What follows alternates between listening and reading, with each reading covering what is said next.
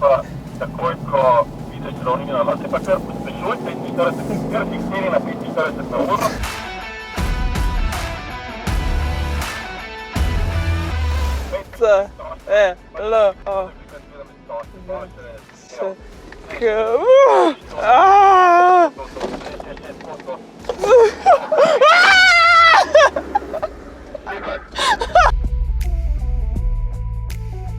Naloga je bila, da vijugam med stožci in vmes vtipkam, kam moram iti, navigacijo v Celovška, ampak ja, kot vidite, mi ni ratalo.